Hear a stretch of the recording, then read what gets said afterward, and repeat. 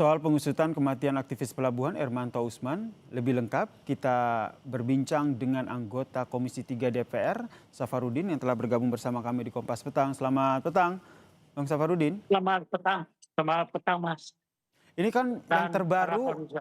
terkait dengan kasus Ya. ini, keluarga meminta perlindungan ke LPSK.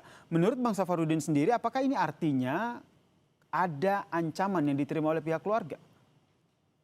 Iya, saya kira memang itu salah satu pertimbangan untuk memberikan rasa aman kepada keluarganya, harus mendapatkan eh, pengamanan dari LPSK.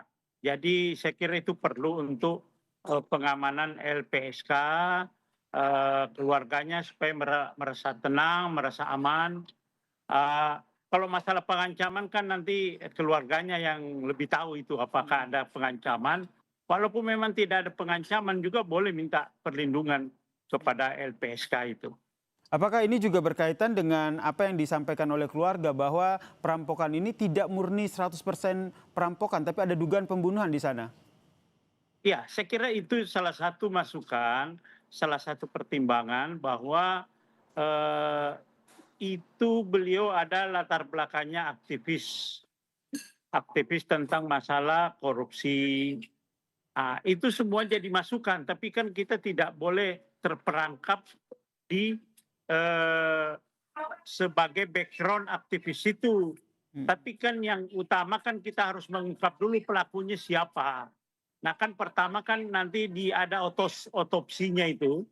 Hasil otopsi itu akan memberikan keterangan di situ nanti. Kita mendapatkan masukan itu jam berapa sih sebetulnya terjadinya penusukan itu atau pembunuhan itu. Bisa dilihat dari hasil otopsi. Yang kedua, nanti kan bisa ada tes DNA, sidik jari, segala macam.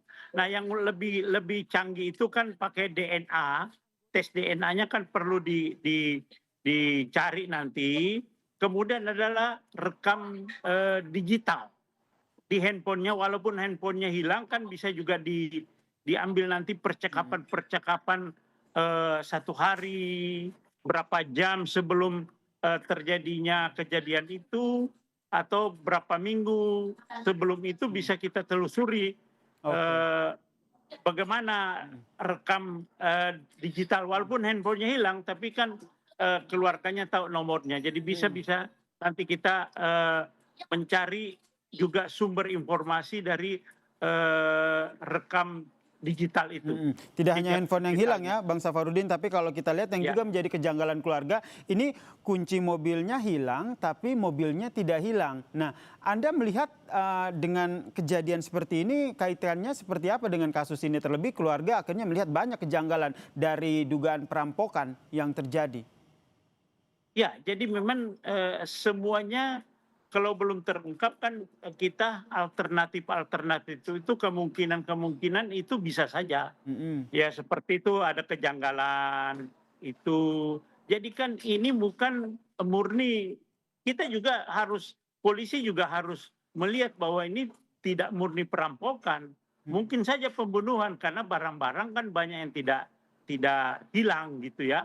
Ada mobil ada, tapi kuncinya hilang, gitu kan. Nah, semuanya itu kan menjadi masukan bagi Polri untuk melakukan langkah-langkah penyelidikan. Sehingga ya saksi-saksi di tempat kejadian juga begitu. Jadi kalau suatu pembunuhan itu kan harus kita berawal dari tempat kejadian perkara, diolah, kemudian saksi-saksi, karena ini pembunuhan, jadi harus ada juga hasil otopsinya nanti. Di situ ditentukan jam berapa dia meninggal, jam berapa kejadian itu, gitu. Bang Safarudin sendiri yang juga tentu memantau jalannya proses hukum kasus ini, Anda melihat ada kejanggalan juga dalam kasus ini? Iya, jadi kan kejanggalan-kejanggalan itu kan semuanya kemungkinan itu. Jadi kejanggalan-kejanggalan itu menjadi bukti-bukti oleh Polri di dalam melakukan pengungkapan ini, di dalam melakukan penyelidikan di tempat kejadian perkara.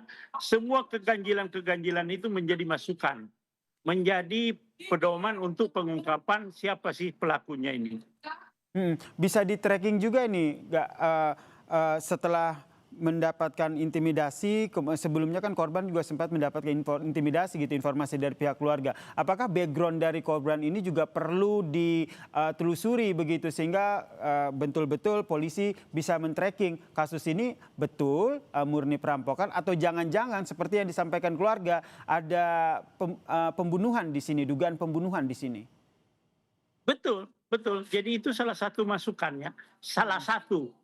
Kita tidak boleh terjebak ke motif yang background-nya, tapi salah satunya itu masukan dan Polri harus melakukan background-nya sebagai aktivis itu juga salah satu untuk cara mengungkap itu. Makanya kan saya bilang harus kita nanti di-tracking untuk jejak digitalnya nanti seperti apa. Saya kira bisa diungkap oleh Polri itu bagaimana sih percakapan di handphonenya sebelum terjadinya kejadian ini.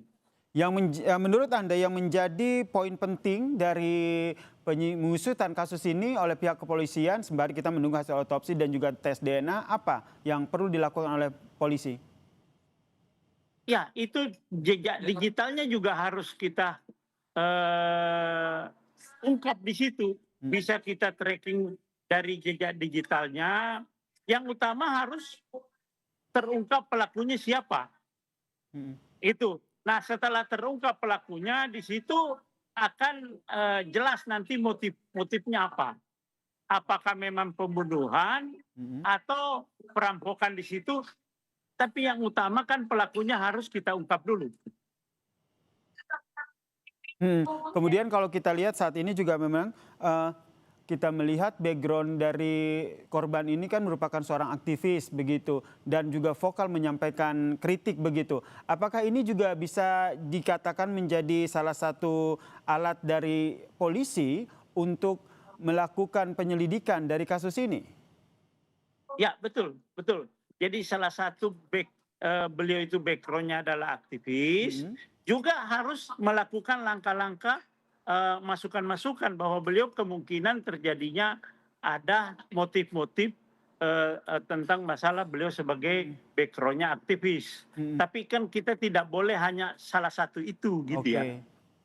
Baik, tidak hanya berpatokan pada salah satu aspek itu saja, tapi berbagai aspek juga terlebih kita masih menunggu hasil otopsi dan juga DNA dan juga saksi kunci ya, yaitu istri korban juga saat ini masih kritis. Semoga bisa segera sembuh dan bisa diminta keterangan untuk membuat titik terang kasus ini ya Pak.